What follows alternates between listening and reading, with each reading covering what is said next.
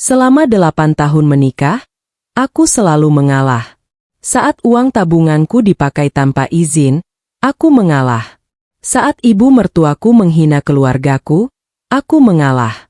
Saat suamiku memilih membela orang lain daripada aku tetap mengalah. Aku berpikir kesabaran akan membuat semuanya membaik. Tapi aku salah. Karena semakin aku mengalah, semakin mereka merasa berhak menyakitiku. Sampai suatu malam, aku mendengar percakapan yang seharusnya tidak pernah kudengar. Dan malam itu juga aku pergi. Bukan untuk mencari perhatian. Bukan untuk mengancam siapapun. Tapi karena ada bagian dari diriku yang sudah mati terlalu lama. Assalamualaikum warahmatullahi wabarakatuh. Sebelum cerita ini dimulai, jangan lupa bantu like dan subscribe dulu ya. Semoga siapapun yang menekan tombol subscribe di channel ini, dilancarkan rezekinya, dipanjangkan umurnya, disehatkan badannya, dan keluarganya selalu dijauhkan dari kesedihan serta dipenuhi kebahagiaan. Amin. Tulis kota asal kalian di kolom komentar. Dan jawab pertanyaan ini. Menurut kalian, sampai batas mana seseorang harus terus mengalah dalam rumah tangga? Aku selalu mengalah, dan mereka menganggapnya hal biasa. Namaku Laras. Kalau ada yang bertanya siapa aku, mungkin jawabannya sederhana. Aku seorang istri. Aku seorang ibu. Dan selama bertahun-tahun, aku adalah seseorang yang selalu mengalah. Dulu aku berpikir mengalah adalah bentuk cinta. Aku percaya bahwa rumah tangga akan lebih damai jika ada satu orang yang mau menurunkan ego. Aku percaya kesabaran bisa meluluhkan hati siapapun. Aku percaya jika aku terus berbuat baik, suatu hari semua orang akan menghargainya. Tapi ternyata aku salah. Sangat salah. Karena semakin aku mengalah, semakin mereka menganggap pengorbananku sebagai sesuatu yang wajib, bukan sesuatu yang pantas dihargai. Aku menikah dengan Bayu 8 tahun lalu. Awalnya aku merasa menjadi perempuan paling beruntung di dunia. Bayu adalah pria yang baik. Setidaknya itu yang kulihat saat kami masih berpacaran. Dia perhatian, ramah, dan selalu membuatku merasa aman. Karena itulah aku menerima lamarannya tanpa ragu. Aku yakin masa depanku bersamanya akan bahagia. Aku tidak pernah tahu bahwa setelah menikah, ada begitu banyak hal yang perlahan berubah. Tahun pertama pernikahan kami masih terasa indah. Kami hidup sederhana. Tidak kaya. Tapi cukup. Aku bekerja sebagai staf administrasi di sebuah perusahaan swasta. Sedangkan Bayu memiliki usaha kecil bersama temannya. Kami membangun semuanya dari nol. Bersama-sama. Aku membantu saat dia kesulitan. Aku mengurangi kebutuhan pribadiku agar usaha Bayu bisa berkembang. Aku rela tidak membeli apa yang kuinginkan demi membantu suamiku. Dan aku melakukannya dengan senang hati. Karena aku mencintainya. Lalu lahirlah putri kami, Nisa. Anak perempuan yang menjadi alasan terbesarku bertahan dalam banyak hal. Sejak Nisa lahir, aku memutuskan fokus mengurus keluarga. Penghasilanku berkurang. Duniaku mengecil. Namun aku tidak pernah menyesal. Karena bagiku keluarga adalah segalanya. Sayangnya, tidak semua orang memandang pengorbananku dengan cara yang sama. Masalah mulai muncul ketika ibu mertuaku, Bu Siska, semakin sering ikut campur dalam rumah tangga kami. Awalnya hanya hal-hal kecil. Cara memasak, cara mengurus anak, cara berpakaian, cara berbicara. Hampir semua hal ada komentarnya. Kalau jadi istri itu harus lebih sigap. Laras, masakanmu kurang gurih. Nisa kok kurus begitu? Kamu terlalu lembek. Kalimat-kalimat itu terus kudengar. Hampir setiap minggu. Hampir setiap kali bertemu. Dan setiap kali itu terjadi, aku memilih diam. Bukan karena aku tidak sakit hati. Tapi karena aku tidak ingin memperbesar masalah. Sudahlah, namanya juga orang tua. Itu yang selalu kukatakan pada diriku sendiri. Bayu juga sering mengatakan hal yang sama. Mak memang begitu orangnya. Jangan dimasukkan ke hati. Ngalah aja, Laras. Ngalah lagi, dan ngalah lagi. Sampai akhirnya aku mulai merasa lelah. Namun bahkan saat lelah, aku tetap memilih diam. Karena aku takut dianggap menantu yang buruk. Suatu sore kami menghadiri acara ulang tahun sepupu Bayu. Rumah keluarga besar mereka ramai. Banyak saudara berkumpul. Tawa terdengar di mana-mana. Anak-anak berlarian. Orang dewasa sibuk mengobrol. Aku membantu di dapur. Seperti biasa. Padahal aku tamu. Tapi entah kenapa selalu berakhir membantu pekerjaan rumah. Saat sedang memotong buah, aku mendengar beberapa orang membicarakanku. Awalnya aku tidak terlalu memperhatikan. Sampai salah satu suara yang sangat kukenal terdengar jelas. Bu Siska. Aduh, Laras itu ya? Beliau tertawa kecil. Aku berhenti bergerak. Pisau di tanganku mendadak terasa berat.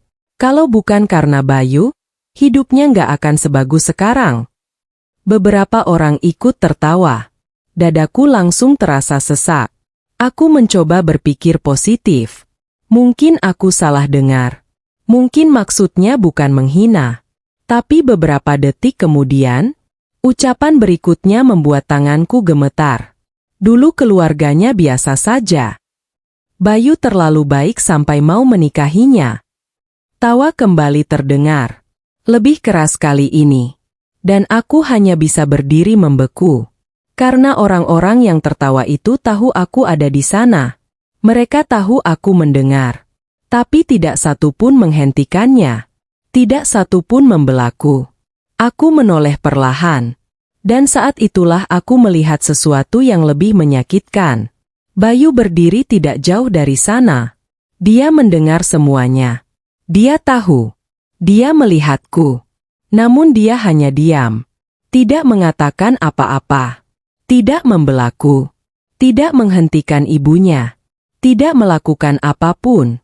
Dan entah kenapa, diamnya Bayu terasa jauh lebih menyakitkan daripada hinaan Bu Siska. Karena penghinaan dari orang lain mungkin masih bisa kutahan. Tapi ketika orang yang seharusnya melindungiku memilih diam, rasa sakitnya berbeda. Sangat berbeda. Aku menunduk. Berusaha menahan air mata. Berusaha tetap tersenyum. Seperti yang selalu kulakukan selama ini. Karena aku sudah terbiasa mengalah. Aku sudah terbiasa menelan luka sendirian. Aku sudah terbiasa berpura-pura kuat. Namun malam itu, untuk pertama kalinya, aku mulai bertanya pada diriku sendiri. Sampai kapan? Sampai kapan aku harus terus mengalah? Dan aku belum tahu bahwa penghinaan yang baru saja kudengar itu hanyalah awal. Karena beberapa hari kemudian, aku akan mengetahui sesuatu yang membuat hatiku jauh lebih hancur daripada semua hinaan yang pernah kuterima. Aku dipermalukan di depan semua orang, dan suamiku hanya diam. Malam setelah acara keluarga itu berakhir, aku menangis sendirian di kamar mandi. Aku sengaja menyalakan keran air, bukan karena ingin mencuci muka, tapi karena aku tidak ingin Bayu mendengar suara tangisku. Lucu ya? Aku dipermalukan di depan banyak orang. Aku dihina. Aku direndahkan. Tapi yang paling kuusahakan justru menyembunyikan kesedihanku. Karena selama ini aku selalu takut dianggap berlebihan. Aku takut dianggap sensitif. Aku takut dianggap istri yang suka membuat masalah. Jadi aku menangis diam-diam. Seperti biasa. Seperti yang selalu kulakukan selama bertahun-tahun. Saat keluar dari kamar mandi, Bayu sudah berbaring di tempat tidur. Tangannya memegang ponsel. Ekspresinya santai. Seolah tidak ada apa-apa yang terjadi malam itu. Aku berdiri beberapa saat, menatap pria yang selama ini menjadi tempatku berharap. Lalu akhirnya aku memberanikan diri bertanya, "Kamu dengar yang ibu bilang tadi?" Bayu mengangkat kepala. "HM. Tadi di dapur. Pas ibu ngomong soal aku. Beberapa detik hening. Lalu Bayu menghela napas. Dan jawaban yang keluar membuat dadaku langsung sesak. Masih dipikirin. Aku langsung terdiam. Karena ternyata, itulah yang dia lihat. Bukan rasa sakitku. Bukan penghinaan yang kuterima. Melainkan fakta bahwa aku masih memikirkannya. Aku malu, Bayu. Kataku pelan. Mereka semua dengar. Mereka semua ketawa. Bayu meletakkan ponselnya. Lalu berkata dengan nada yang mulai membuatku tidak nyaman. Mak, nggak ada niat jahat. Aku langsung tersenyum pahit. Kalimat itu lagi. Kalimat yang selalu sama. Kalimat yang selalu muncul setiap kali ibunya menyakitiku. Kalau nggak ada niat jahat. Salahku apa sampai harus dipermalukan begitu? Bayu terlihat kesal. Bukan kepada ibunya. Melainkan kepadaku. Dan itu membuatku semakin hancur. Kamu ini kenapa sih? Katanya. Hal kecil dibesar-besarin. Aku membeku. Hal kecil? Dipermalukan di depan keluarga besar adalah hal kecil? Dadaku terasa nyeri. Sangat nyeri. Namun aku terlalu lelah untuk berdebat. Jadi aku memilih diam. Seperti biasa. Aku mengalah lagi. Malam itu aku tidur membelakangi Bayu. Dan untuk pertama kalinya dalam pernikahan kami, aku merasa sangat sendirian. Sangat sendirian. Hari-hari berikutnya berjalan seperti biasa. Atau setidaknya terlihat biasa dari luar. Aku tetap memasak. Tetap membersihkan rumah. Tetap mengurus Nisa. Tetap tersenyum saat diperlukan. Namun ada sesuatu yang berubah di dalam diriku. Sesuatu yang perlahan mulai retak. Kepercayaan. Karena aku mulai sadar. Masalah terbesar bukan Bu Siska. Melainkan Bayu yang selalu membiarkan semuanya terjadi. Seminggu kemudian, keluarga besar kembali berkumpul. Kali ini di rumah Bu Siska. Katanya hanya acara makan bersama. Tidak ada yang spesial. Dan seperti biasa, aku datang. Karena kalau tidak datang, aku pasti dianggap sombong. Begitu sampai di sana, suasana terlihat ramai. Reni, adik iparku, sedang bercerita tentang rencana membuka usaha baru. Semua orang tampak antusias. Termasuk Bu Siska. Akhirnya ada juga anak yang punya semangat bisnis. Katanya bangga. Semua orang tersenyum. Aku ikut tersenyum. Sampai tiba-tiba Bu Siska menoleh ke arahku. Dan berkata sesuatu yang membuat seluruh ruangan langsung sunyi. Coba Laras belajar dari Reni. Jantungku langsung berdebar. Aku tidak menyangka namaku akan dibawa ke pembicaraan itu. Bu Siska melanjutkan. Jangan cuma bisa jadi beban suami.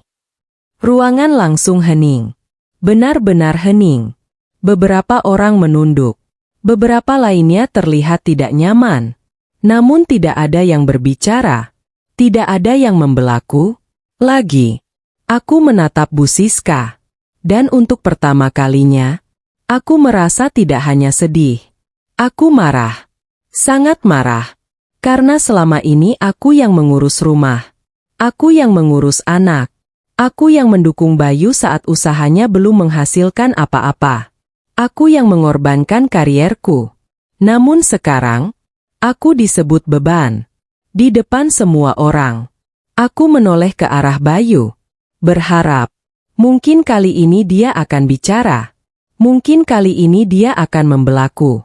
Mungkin kali ini dia akan berkata bahwa aku bukan beban.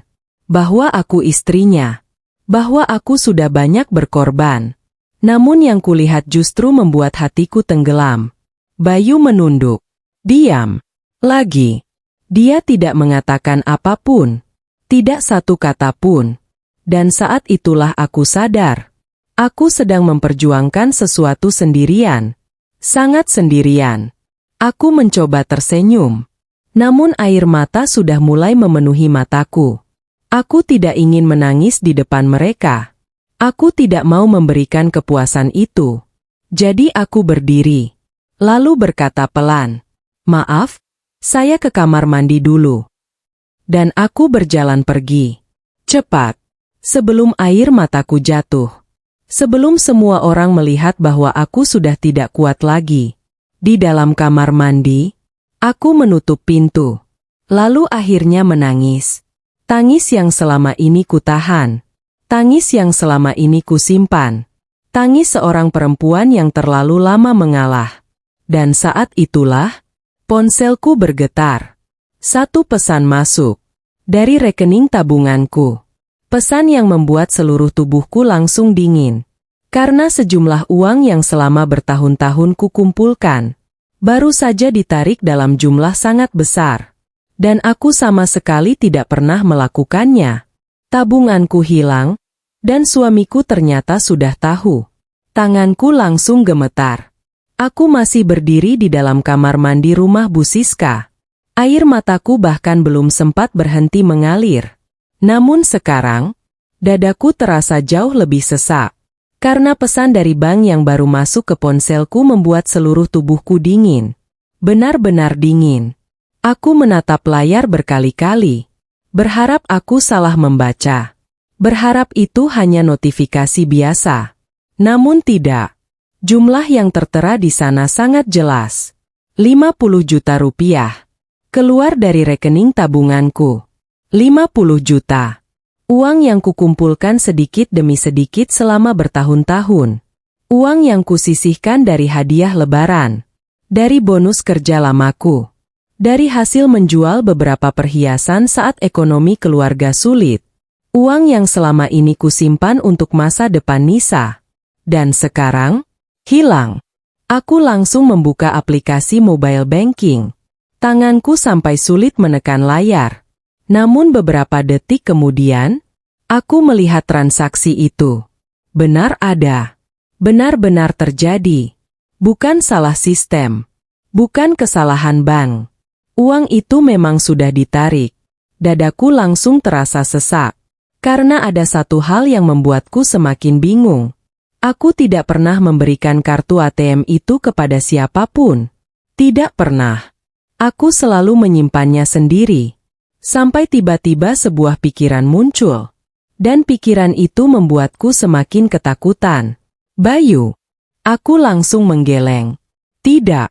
Tidak mungkin. Meskipun akhir-akhir ini aku kecewa padanya, aku masih tidak percaya dia akan melakukan itu. Aku mencoba menelepon bank.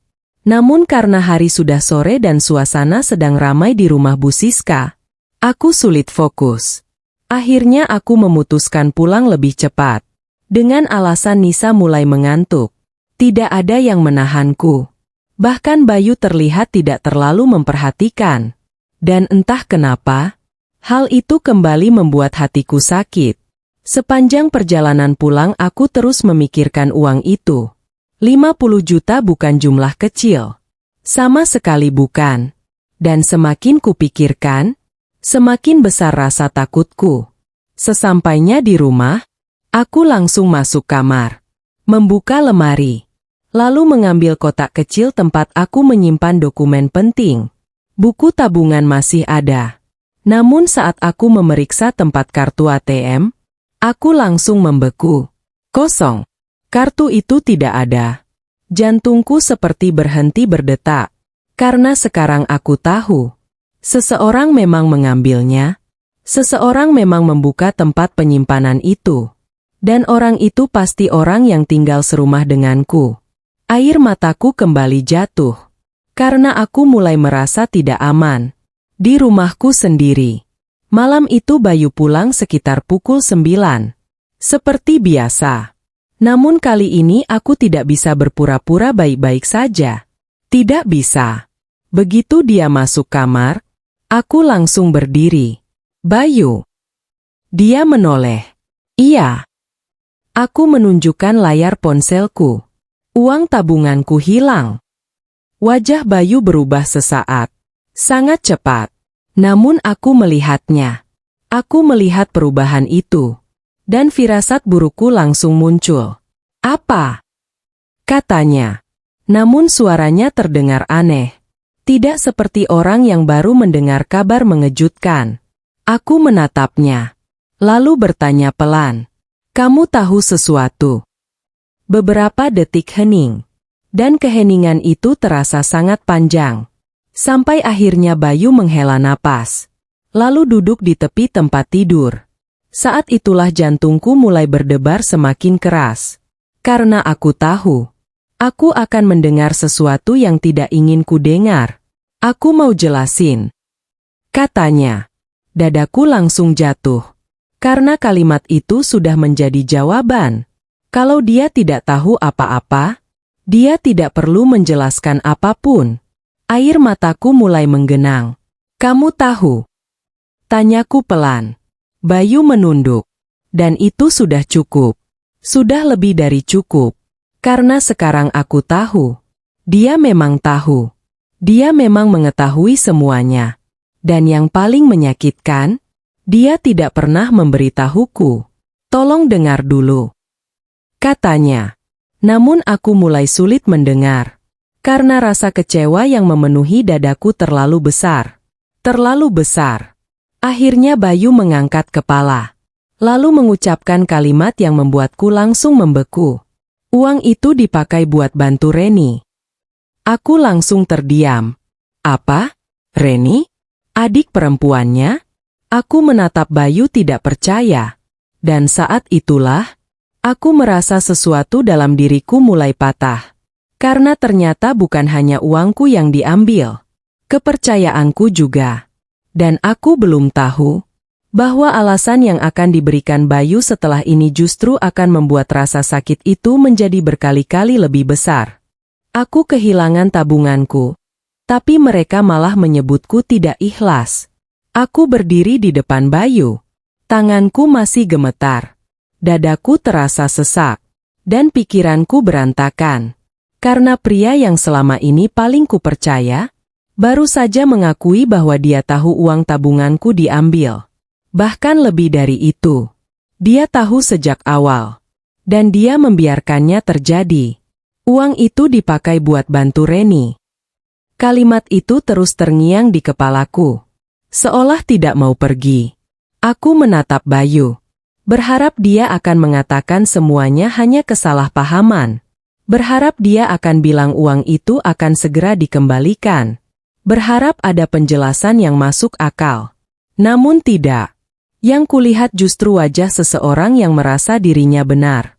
Seseorang yang bahkan tidak terlihat bersalah. "Kenapa nggak bilang ke aku?" tanyaku pelan. Suaraku hampir pecah. Karena aku benar-benar berusaha menahan tangis. Bayu menghela napas. Seolah pertanyaanku adalah sesuatu yang merepotkan. "Bukannya nggak mau bilang," katanya. "Cuma situasinya mendadak." Aku langsung tertawa kecil. Bukan karena lucu, tapi karena sakit. Sangat sakit. Situasi mendadak? Lalu itu menjadi alasan mengambil uang milik orang lain tanpa izin? "Itu uang tabunganku, Bayu," kataku. "Uang yang aku kumpulin bertahun-tahun." Bayu mulai terlihat tidak sabar. Dan reaksi itu membuatku semakin kecewa. Karena yang kehilangan uang adalah aku. Tapi yang terlihat kesal justru dia. "Reni lagi butuh," katanya. "Kalau nggak dibantu sekarang, usahanya nggak jadi jalan." Aku menatapnya lama. Berusaha memahami logika yang sedang dipakainya. Namun semakin kupikirkan, semakin tidak masuk akal. Kalau memang mau bantu, kenapa nggak ngomong dulu ke aku? Bayu langsung menjawab cepat. "Karena aku tahu kamu pasti nolak." Jantungku langsung terasa jatuh.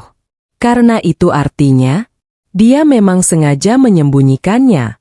Dia memang sengaja mengambil keputusan di belakangku. Dan yang lebih menyakitkan, dia bahkan sudah memperhitungkan reaksiku. Air mataku mulai menggenang. Bukan soal nolak atau enggak. Ini soal menghargai aku, kataku. Namun Bayu hanya menggeleng. Dan kalimat berikutnya membuat dadaku semakin sesak. "Kamu terlalu perhitungan." Aku langsung membeku. "Apa? Perhitungan?"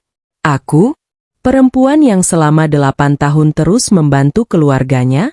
Perempuan yang berkali-kali mengalah? Perempuan yang selalu mendahulukan kebutuhan orang lain? Dadaku terasa panas. Untuk pertama kalinya aku merasakan kemarahan yang begitu besar. Namun aku masih berusaha tenang. Masih. Aku perhitungan. Ulangku pelan. Bayu mengangguk. Namanya keluarga harus saling bantu.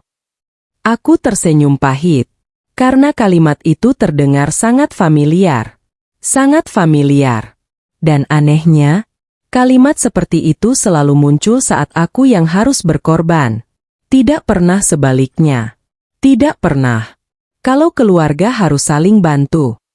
Kenapa nggak ada yang tanya aku sebelum pakai uang itu? Bayu terdiam sesaat. Namun hanya sesaat. Karena beberapa detik kemudian, dia kembali membuat hatiku hancur. Kamu ini kenapa sih? Sama adik sendiri aja nggak ikhlas. Aku benar-benar membeku. Karena akhirnya kata itu keluar. Tidak ikhlas. Aku yang kehilangan uang. Aku yang dibohongi. Aku yang tidak dihargai. Tapi aku juga yang dianggap salah. Aku yang dianggap tidak ikhlas. Air mataku akhirnya jatuh. Tidak bisa kutahan lagi. Dan anehnya, Bayu tidak terlihat tersentuh. Tidak terlihat bersalah. Tidak terlihat menyesal. Seolah yang sedang menangis di depannya hanyalah masalah kecil. Saat itulah ponsel Bayu berdering. Nama Reni muncul di layar. Dan Bayu langsung mengangkatnya. Di depanku. Tanpa rasa bersalah sedikit pun. Aku mendengar suara Reni dari seberang. Terdengar sangat senang, sangat bahagia. Mas, makasih ya. Uangnya udah masuk. Akhirnya aku bisa lanjut sewa ruko. Dadaku langsung terasa sesak. Karena jelas sekali. Mereka semua sudah tahu. Semua. Hanya aku yang tidak. Aku yang punya uang. Justru menjadi orang terakhir yang diberitahu. Dan yang paling menyakitkan, mereka sama sekali tidak merasa bersalah. Malam itu aku tidak bicara lagi. Aku terlalu lelah. Terlalu kecewa. Terlalu hancur. Saat Bayu tertidur, aku duduk sendirian di ruang tamu. Lampu rumah sudah redup. Suasana sangat sepi. Namun pikiranku jauh lebih berisik. Karena untuk pertama kalinya, aku mulai mempertanyakan sesuatu yang selama ini tidak pernah berani kupikirkan. Apakah aku benar-benar dicintai? Atau aku hanya dihargai selama aku terus mengalah? Karena semakin kupikirkan, semakin aku sadar. Semua orang di keluarga ini terbiasa menerima pengorbananku. Tapi tidak pernah benar-benar menghargainya. Dan malam itu, untuk pertama kalinya dalam 8 tahun pernikahan, aku mulai membayangkan hidup tanpa mereka. Aku belum berniat pergi. Belum. Tapi sebuah pertanyaan mulai tumbuh di dalam hatiku. Pertanyaan yang tidak bisa lagi kuabaikan. Bagaimana jika selama ini, aku bertahan di tempat yang salah? Anakku sakit, tapi mereka masih memintaku mengalah. Sejak malam itu, ada sesuatu yang berubah dalam diriku. Aku masih melakukan semua pekerjaanku. Masih memasak. Masih membersihkan rumah. Masih mengurus Nisa. Masih tersenyum jika perlu. Namun senyum itu tidak lagi sama. Karena di dalam hatiku, aku mulai merasa lelah. Sangat lelah. Dan yang lebih menyakitkan, tidak ada seorang pun yang menyadarinya. Termasuk Bayu. 3 hari setelah masalah tabungan itu, Nisa mulai demam. Awalnya aku mengira hanya kelelahan biasa. Karena beberapa hari terakhir cuaca memang tidak menentu. Namun menjelang malam, suhu tubuhnya semakin tinggi. Pipinya memerah. Tubuh kecilnya terasa panas. Dan matanya mulai sayu. Aku langsung panik. Sebagai seorang ibu, aku tahu ada sesuatu yang tidak beres. Aku mengompresnya. Memberinya obat penurun panas. Menemaninya sepanjang malam. Namun suhu tubuh Nisa tidak kunjung turun. Bahkan menjelang pagi, Demamnya semakin tinggi. Tanganku mulai gemetar. Karena melihat anak sendiri kesakitan adalah hal yang paling menyakitkan bagi seorang ibu. "Mama," bisik Nisa dengan suara lemah. "Iya sayang." Aku langsung memegang tangannya. Nisa menatapku. Lalu berkata pelan. Nisa pusing. Air mataku hampir jatuh saat itu juga. Karena biasanya Nisa adalah anak yang ceria. Sangat ceria. Namun pagi itu, dia bahkan tidak kuat duduk. Aku langsung memutuskan membawanya ke dokter. Dan hasil pemeriksaan membuatku semakin khawatir. Dokter menyarankan Nisa menjalani pemeriksaan lanjutan. Karena gejalanya cukup serius. Aku menelan ludah. Sementara Bayu yang berada di sampingku terlihat tegang. Namun baru saja kami keluar dari klinik, ponselnya berdering. Nama Bu Siska muncul di layar. Bayu langsung mengangkatnya. "Iya, Mak." Beberapa detik kemudian wajahnya berubah. Aku langsung merasa tidak nyaman. Sangat tidak nyaman. Setelah telepon berakhir, Bayu menoleh kepadaku. Dan kalimat pertama yang keluar dari mulutnya membuatku sulit percaya. "Nanti siang kita harus datang ke rumah Mak." Aku membeku. "Apa?" Bayu mengangguk. "Ada acara syukuran keluarga." Aku menatapnya tidak percaya. "Nisa lagi sakit," kataku. Namun Bayu justru terlihat bingung kenapa aku keberatan. "Cuma sebentar." Aku langsung merasa darahku naik. "Sebentar?" Anakku baru saja diperiksa dokter. Masih demam tinggi. Masih lemas. Dan dia bicara soal acara keluarga? Nggak bisa. Jawabku tegas. Untuk pertama kalinya, Bayu terlihat terkejut. Mungkin karena selama ini aku hampir selalu menurut. Hampir selalu mengalah. Namun kali ini berbeda. Karena ini soal anakku. Dan aku tidak akan mengalah. Setidaknya itulah yang kupikirkan saat itu. Namun ternyata masalah belum selesai. Karena beberapa menit kemudian, Bu Siska meneleponku langsung. Aku mengangkatnya. Dengan sopan. Seperti biasa. Namun yang kudengar justru membuat dadaku sesak. "Laras." "Iya, Bu." "Kalian jadi datang kan?" Aku menarik napas. "Nisa lagi sakit, Bu. Kayaknya saya nggak bisa datang." Beberapa detik hening. Lalu suara Bu Siska berubah dingin. Sangat dingin. "Acara keluarga lebih penting." Aku langsung membeku. "Apa?" Beliau melanjutkan. "Jangan sedikit-sedikit pakai alasan anak." Dadaku langsung terasa panas. Karena itu bukan alasan. Nisa memang sakit. Benar-benar sakit. Namun seolah-olah beliau tidak peduli. Sama sekali tidak peduli. Yang penting acara tetap berjalan. Yang penting semua orang hadir. Yang penting citra keluarga tetap terlihat baik. Bukan kondisi cucunya. Aku menggigit bibir. Berusaha menahan emosi. Namun Bu Siska belum selesai. "Lagian kamu terlalu berlebihan. Dulu Bayu waktu kecil demam juga biasa aja." Kalimat itu menjadi titik terakhir kesabaranku hari itu. Karena aku tahu, tidak ada seorang ibu yang berlebihan saat anaknya sakit. Tidak ada. Namun sebelum aku sempat menjawab, telepon langsung ditutup. Begitu saja. Tanpa peduli bagaimana perasaanku. Tanpa peduli keadaan Nisa. Saat itu juga aku merasa sangat sendirian. Sangat sendirian. Karena bahkan Bayu tidak benar-benar berada di pihakku. Dia masih mencoba membujukku datang. Masih mencoba membuatku mengalah. Dan aku mulai bertanya-tanya. Kalau bukan aku yang melindungi Nisa, siapa lagi? Malam harinya kondisi Nisa justru memburuk. Suhu tubuhnya kembali naik. Lebih tinggi dari sebelumnya. Aku langsung panik. Tanganku gemetar saat memegang termometer. Sementara Bayu sedang berada di acara keluarga yang akhirnya tetap berlangsung. Tanpa aku. Tanpa Nisa. Dan saat aku sedang berusaha menghubungi rumah sakit, ponselku berdering. Nomor tidak dikenal. Aku hampir mengabaikannya. Namun entah kenapa, aku mengangkat telepon itu. Dan suara pria asing di seberang membuatku membeku. Maaf, apakah ini Laras putri almarhum Pak Hendra? Jantungku langsung berhenti sesaat. Karena nama ayahku sudah sangat lama tidak disebut oleh orang asing. Sangat lama. Dan aku sama sekali tidak tahu bahwa telepon malam itu akan menjadi awal dari rahasia besar yang selama ini tersembunyi dari hidupku.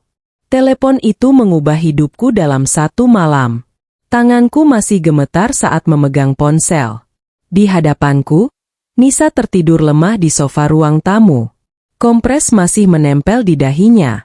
Sementara aku duduk di sampingnya dengan hati yang penuh kecemasan. Bayu belum pulang. Dia masih berada di acara keluarga. Acara yang menurut mereka lebih penting daripada kondisi anak kami. Dan saat itulah telepon dari nomor asing itu datang. Maaf, apakah ini Laras putri almarhum Pak Hendra? Aku langsung membeku. Karena nama itu adalah nama ayahku. Nama yang sudah bertahun-tahun jarang kudengar. Ayah meninggal ketika aku masih kuliah. Sejak saat itu hidup kami berubah. Ibu bekerja keras membesarkanku sendirian. Kami hidup sederhana, bahkan sering kekurangan. Dan selama ini aku selalu mengira semua cerita tentang ayah sudah selesai. Namun ternyata tidak. Siapa ini? Tanyaku pelan. Pria di seberang terdengar tenang. Saya Kevin. Ayah Anda pernah mengenal saya? Jantungku mulai berdebar. Karena aku sama sekali tidak mengenal nama itu. Tidak pernah. Ada apa ya, Pak? Beberapa detik hening. Lalu pria itu berkata sesuatu yang membuatku langsung terdiam. Saya sudah mencari Anda cukup lama. Dadaku langsung terasa tidak nyaman. Mencariku? Untuk apa? Dan kenapa sekarang? Pria itu kembali berbicara. Ada sesuatu yang ditinggalkan ayah Anda. Aku langsung menelan ludah.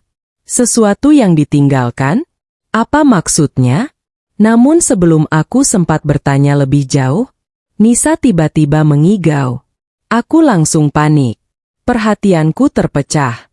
Maaf Pak, anak saya lagi sakit. Bisakah kita bicara lain kali? Pria itu terdiam beberapa saat, lalu menjawab. Tentu. Tapi ini penting. Sangat penting. Jantungku kembali berdebar. Karena nada suaranya terdengar serius. Bukan seperti orang yang sedang bercanda. Bukan seperti penipu. Ada sesuatu dalam caranya berbicara yang membuatku tidak bisa mengabaikannya. Sebelum telepon berakhir, dia memberikan alamat sebuah kantor kecil di pusat kota. Dan meminta bertemu keesokan harinya. Aku belum sempat memberi jawaban pasti. Namun telepon itu sudah lebih dulu ditutup. Meninggalkan puluhan pertanyaan di kepalaku. Malam itu aku hampir tidak tidur. Bukan hanya karena Nisa yang masih demam. Tapi juga karena telepon misterius tersebut. Aku terus memikirkan ayah. Tentang masa kecilku. Tentang semua kenangan yang perlahan mulai memudar. Dan untuk pertama kalinya setelah bertahun-tahun, aku merindukannya begitu dalam. Keesokan paginya kondisi Nisa sedikit membaik. Demamnya mulai turun. Meski masih terlihat lemas. Aku menitipkannya kepada tetangga yang sudah seperti keluarga sendiri. Lalu berangkat menuju alamat yang diberikan Kevin. Sepanjang perjalanan hatiku tidak tenang. Karena aku tidak tahu apa yang sedang kucari. Dan aku tidak tahu apa yang akan kutemukan. Sesampainya di sana, aku melihat sebuah kantor kecil yang tampak sederhana. Tidak mewah, tidak mencolok, namun terlihat rapi. Di depan pintu berdiri seorang pria berusia sekitar 40 tahun. Tinggi, berpenampilan sederhana.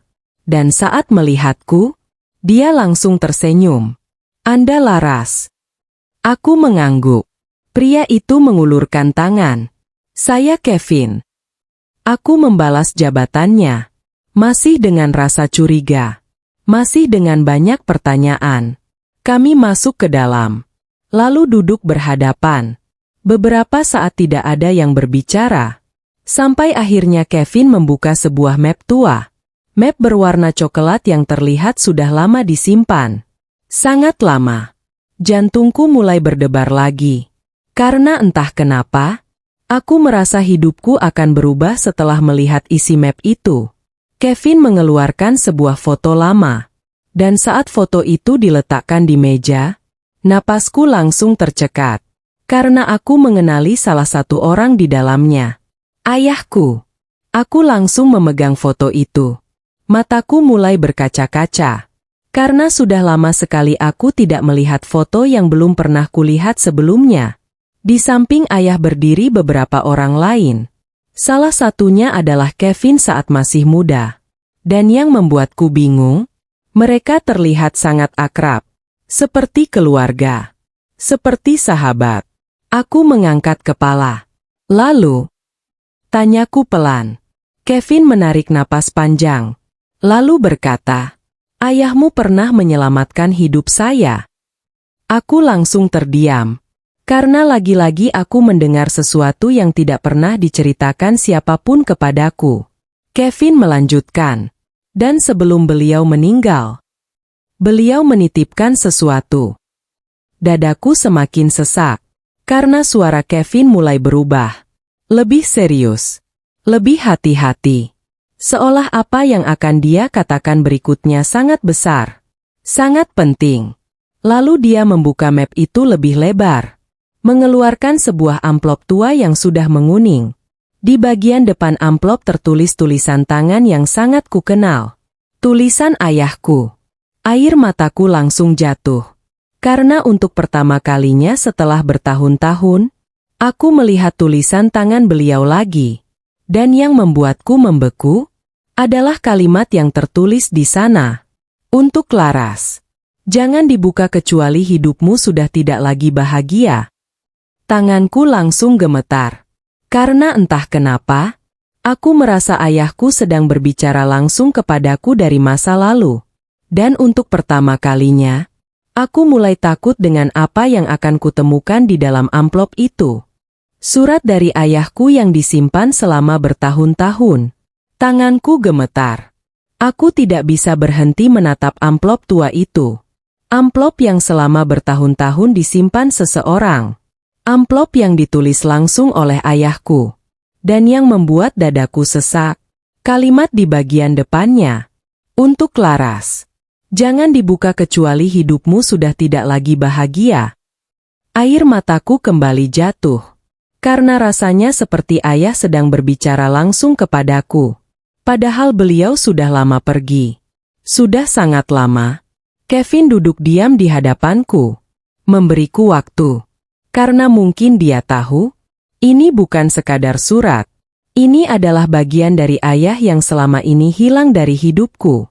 Aku mengusap air mata. Lalu perlahan membuka amplop itu. Tanganku benar-benar gemetar. Bukan karena takut, tapi karena rindu. Rindu yang selama ini kupendam begitu lama. Di dalam amplop terdapat beberapa lembar kertas. Sudah menguning karena usia.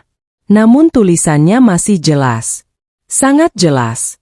Aku langsung mengenali tulisan tangan ayah. Dan saat membaca kalimat pertama, air mataku langsung jatuh semakin deras. Anak ayah tersayang. Aku langsung menutup mulut. Karena tidak sanggup menahan tangis. Sudah bertahun-tahun tidak ada yang memanggilku seperti itu. Tidak ada. Aku mencoba tenang. Lalu melanjutkan membaca. Kalau kamu sedang membaca surat ini, berarti ayah sudah tidak bisa menemanimu lagi. Ayah minta maaf. Ayah ingin tinggal lebih lama. Tapi hidup tidak selalu memberi kita pilihan. Tangisku semakin pecah. Karena setiap kalimat terasa begitu dekat. Begitu hangat. Seolah beliau sedang duduk di sampingku. Seolah beliau belum pernah pergi. Aku terus membaca. Dan setiap paragraf membuat dadaku semakin sesak. Ayah menulis tentang masa kecilku. Tentang bagaimana aku selalu berlari menyambutnya saat pulang kerja. Tentang bagaimana aku pernah menangis semalaman hanya karena boneka kesayanganku rusak. Tentang bagaimana beliau selalu bermimpi melihatku tumbuh bahagia. Aku tersenyum di tengah tangis. Karena semua kenangan itu kembali muncul. Satu persatu. Namun kemudian, isi surat mulai berubah. Menjadi lebih serius. Lebih berat. Dan jantungku mulai berdebar. Karena aku tahu. Inilah alasan sebenarnya surat ini disimpan. Ayah tidak tahu kehidupan seperti apa yang akan kamu jalani. Tapi jika suatu hari kamu merasa kehilangan dirimu sendiri. Jika suatu hari kamu merasa tidak dihargai. Jika suatu hari kamu terus disakiti hanya karena kamu terlalu baik. Tolong ingat satu hal. Aku langsung menahan napas. Lalu membaca kalimat berikutnya. Kamu tidak pernah diciptakan untuk menjadi korban siapapun. Air mataku jatuh lagi. Karena kalimat itu terasa sangat tepat.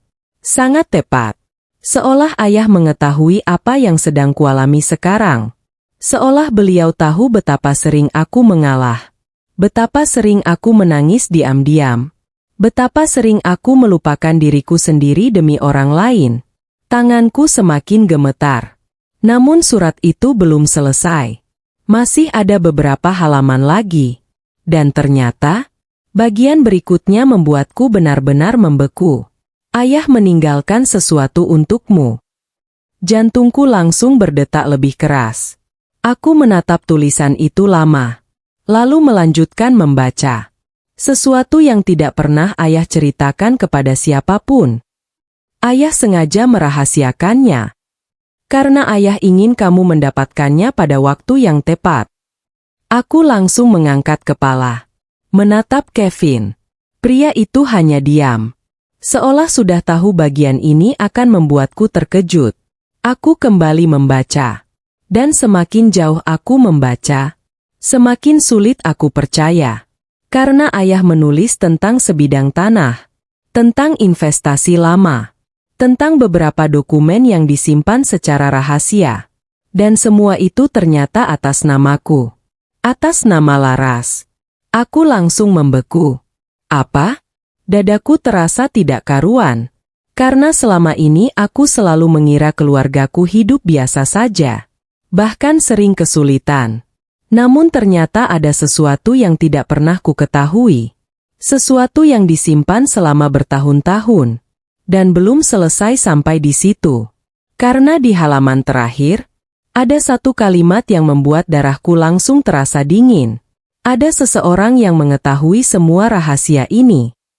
Ayah tidak tahu apakah dia masih bisa dipercaya. Jantungku langsung berdebar. Karena tiba-tiba suasana terasa berbeda. Lebih menegangkan. Lebih misterius. Aku membaca nama yang tertulis di bawahnya. Dan saat melihat nama itu, aku langsung membeku. Karena nama tersebut sangat kukenal. Sangat kukenal. Bukan orang asing. Bukan seseorang dari masa lalu. Melainkan seseorang yang masih ada dalam hidupku sampai hari ini. Seseorang yang ternyata sudah mengetahui rahasia ayahku jauh sebelum aku mengetahuinya. Dan saat menyadari siapa orang itu, untuk pertama kalinya, aku merasa seluruh hidupku mungkin telah dibangun di atas kebohongan yang bahkan tidak kusadari. Aku mengetahui sesuatu yang selama ini disembunyikan dariku. Aku tidak bergerak, tidak berbicara, bahkan hampir tidak bernapas. Mataku terus menatap surat peninggalan ayah. Tepat pada bagian terakhir. Bagian yang membuat seluruh tubuhku terasa dingin. Karena nama yang tertulis di sana bukan nama orang asing. Bukan. Nama itu sangat kukenal. Sangat dekat denganku. Dan itulah yang membuat semuanya terasa jauh lebih menakutkan. Tanganku mulai gemetar saat membaca ulang kalimat tersebut. Ada seseorang yang mengetahui semua dokumen ini. Ayah berharap dia tetap menjaga amanah. Tapi jika suatu hari kamu membaca surat ini dan keadaanmu tidak baik-baik saja, periksa semuanya sendiri. Aku menelan ludah. Karena untuk pertama kalinya, aku merasa ayah sedang memperingatkanku. Bukan sekadar meninggalkan pesan, tapi memperingatkanku. Kevin masih duduk diam, memberiku waktu untuk mencerna semuanya. Dan jujur saja, aku mulai kesulitan berpikir. Karena terlalu banyak hal yang terjadi dalam beberapa hari terakhir. Masalah dengan Bayu. Masalah tabungan. Nisa yang sakit. Lalu sekarang, surat ini. Surat yang mengubah seluruh pandanganku tentang hidupku sendiri. Apa sebenarnya yang ayah tinggalkan? Akhirnya aku bertanya.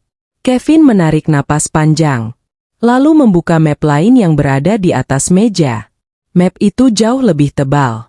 Dan saat dia mengeluarkan isinya, jantungku langsung berdetak lebih keras. Karena itu adalah dokumen resmi. Sertifikat, akta, surat kepemilikan. Semuanya tersusun rapi. Aku mulai membaca satu persatu. Dan semakin lama membaca, semakin sulit aku mempercayainya. Karena ternyata, ayahku bukan orang biasa seperti yang selama ini kukira. Beliau memang hidup sederhana. Namun jauh sebelum aku lahir, ayah pernah menjadi bagian dari sebuah usaha besar. Usaha yang kemudian berkembang pesat. Sangat pesat. Dan sebagian hak kepemilikan ternyata tidak pernah dijual. Tidak pernah dilepas. Masih atas nama keluarga kami. Masih atas namaku. Tanganku mulai dingin. Karena nilai aset yang tercantum di dokumen itu bukan angka kecil. Bahkan sangat jauh dari yang pernah kubayangkan. Sangat jauh. Aku membaca lagi. Lalu lagi. Berharap aku salah. Namun semua dokumen itu asli. Lengkap. Sah. Dan nama yang tertulis di sana memang namaku. Laras Hendra Pratama. Aku langsung menutup mulut. Karena air mataku hampir jatuh lagi. Bukan karena uangnya. Bukan karena asetnya. Melainkan karena selama ini, aku hidup dalam kesulitan. Aku mengalah dalam banyak hal. Aku membiarkan diriku diremehkan. Aku terus merasa tidak punya pilihan. Padahal ternyata, ada sesuatu yang menjadi hakku selama ini. Sesuatu yang bahkan tidak pernah ku ketahui keberadaannya. Kenapa baru sekarang? Tanyaku pelan. Kevin tersenyum sedih. Karena ayahmu memintaku menunggu. Aku menatapnya. Menunggu apa? Kevin terdiam beberapa saat. Lalu menjawab. Sampai kamu cukup kuat. Dadaku langsung sesak. Karena kalimat itu terasa sangat pribadi. Sangat dalam. Dan entah kenapa, aku mulai merindukan ayah lebih dari sebelumnya. Aku menunduk. Berusaha menenangkan diri. Namun saat itulah Kevin mengeluarkan satu dokumen terakhir. Dokumen yang selama ini tersimpan paling bawah. Dan ternyata, dokumen itulah yang mengubah semuanya. Ada satu hal lagi. Katanya. Aku langsung mengangkat kepala. Karena nada suaranya berbeda. Lebih serius. Lebih hati-hati. Aku mulai merasa tidak nyaman. Sangat tidak nyaman. Kevin menyerahkan sebuah salinan surat. Lalu menunjuk satu bagian. Sebaiknya kamu baca ini. Aku mengambilnya.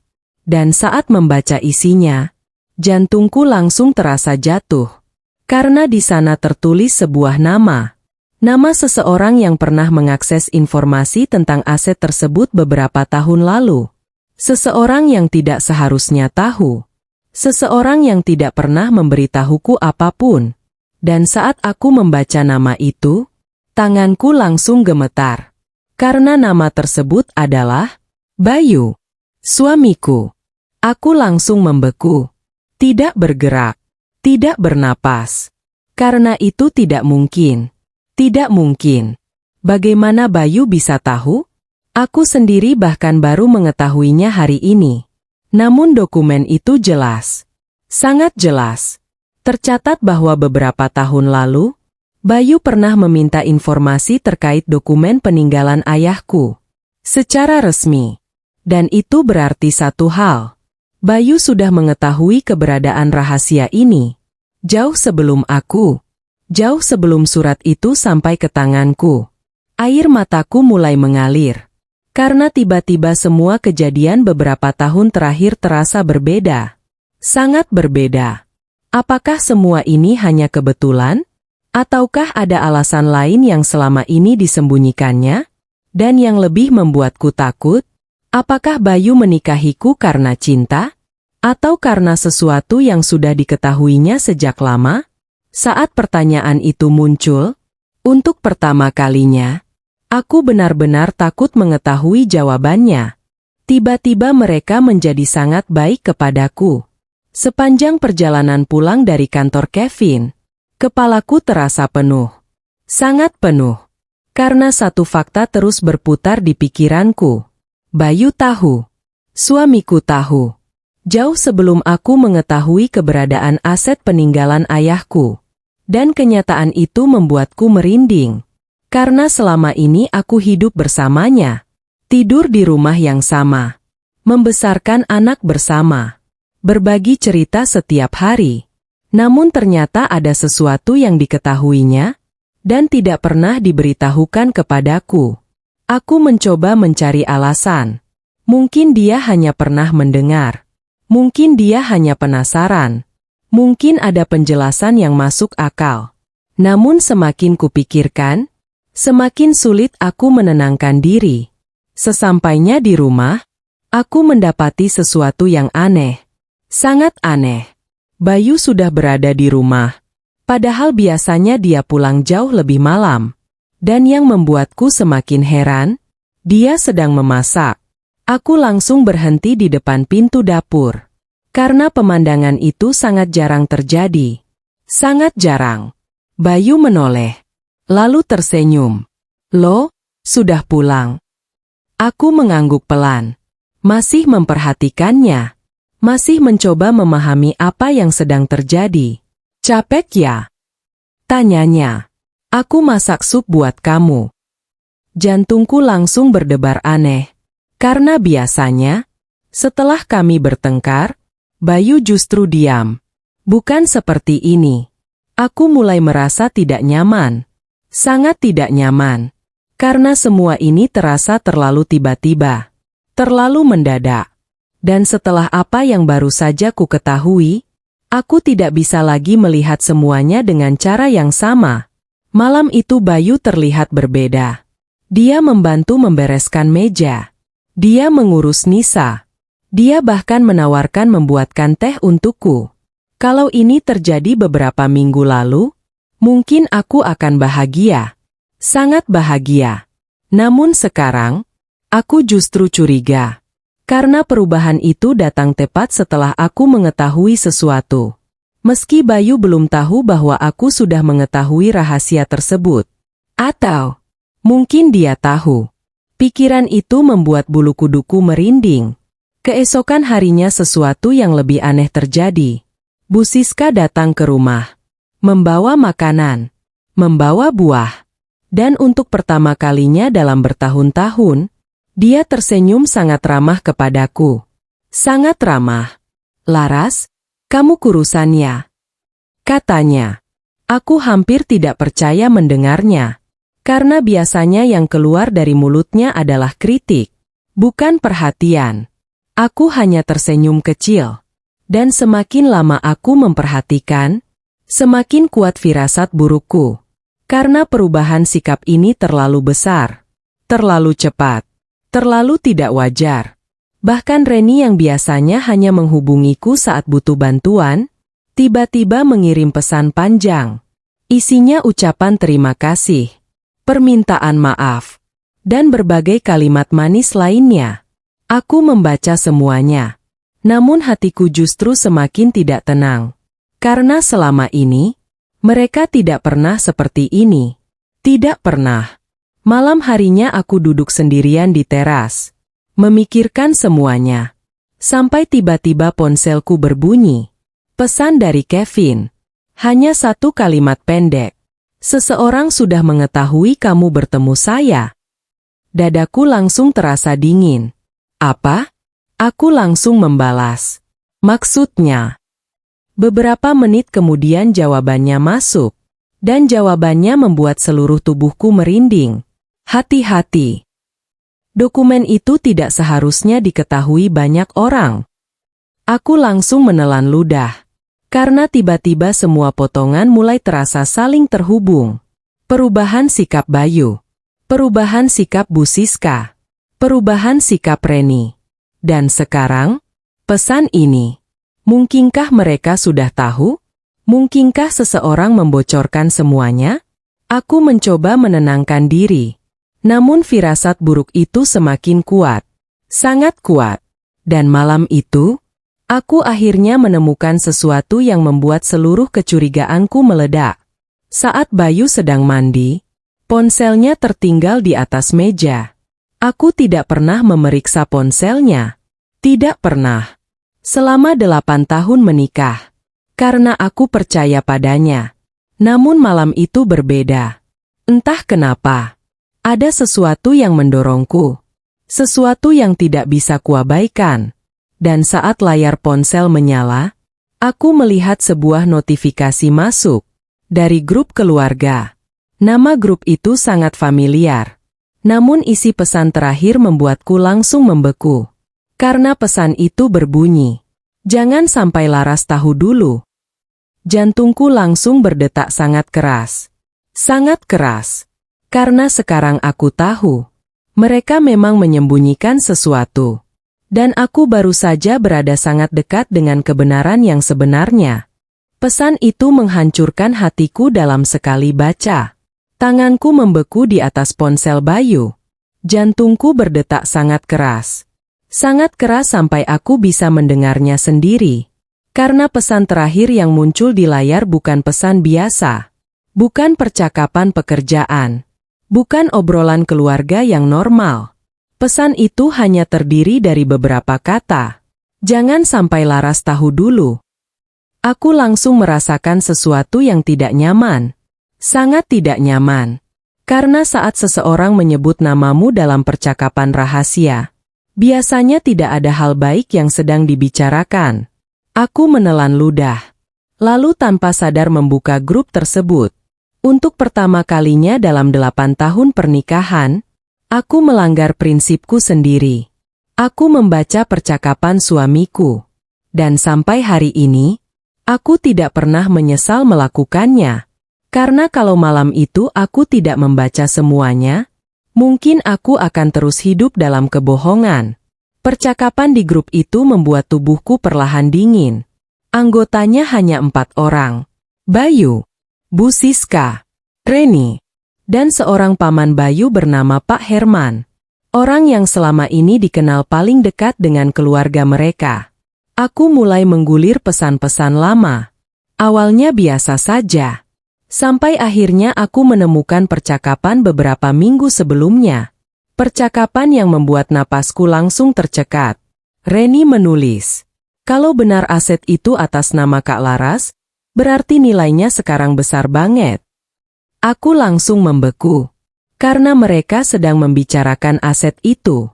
Aset yang bahkan baru ku ketahui beberapa hari lalu. Tanganku mulai gemetar. Aku terus membaca. Bu Siska membalas, "Makanya jangan sampai dia dengar dari orang lain." Jantungku seperti berhenti. Karena kalimat itu sangat jelas. Mereka tahu. Mereka semua tahu. Jauh sebelum aku.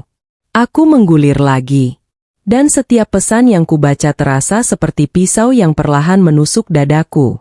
Pak Herman menulis, "Kalau Laras pegang semuanya sendiri, bisa bahaya."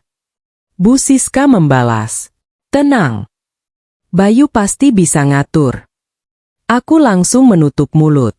Karena saat itu air mataku mulai jatuh. Bukan karena asetnya. Bukan karena uangnya. Tapi karena cara mereka membicarakanku. Seolah aku bukan manusia. Seolah aku hanya sesuatu yang harus dikendalikan. Sesuatu yang harus diatur. Bukan seorang istri. Bukan anggota keluarga. Aku terus membaca. Dan semakin jauh, semakin sakit. Sampai akhirnya aku menemukan percakapan yang terjadi hampir 2 tahun lalu. Percakapan yang membuat seluruh tubuhku mati rasa. Reni menulis, "Kak Bayu udah cerita belum ke Kak Laras?" Lalu Bayu menjawab, "Belum. Hanya satu kata. Belum." Namun satu kata itu sudah cukup menghancurkan semuanya. Karena sekarang tidak ada lagi keraguan. Tidak ada lagi alasan. Tidak ada lagi pembelaan.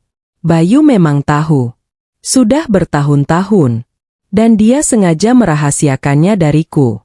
Air mataku terus jatuh. Aku menggulir lebih bawah. Berharap tidak menemukan hal yang lebih buruk. Namun ternyata aku salah. Sangat salah. Karena ada satu pesan lain yang membuat dunia seolah runtuh di hadapanku. Pesan dari Bu Siska. Pesan yang dikirim beberapa bulan sebelum aku kehilangan tabunganku. Untung Bayu nikah sama Laras. Aset itu akhirnya tetap dekat sama keluarga. Aku langsung membeku. Tidak bergerak. Tidak bernapas. Karena untuk pertama kalinya, aku mulai memahami sesuatu yang selama ini tidak pernah ingin kupikirkan. Aku membaca ulang pesan itu. Sekali. 2 kali. 3 kali. Dan maknanya tetap sama. Tetap menyakitkan. Tetap menghancurkan.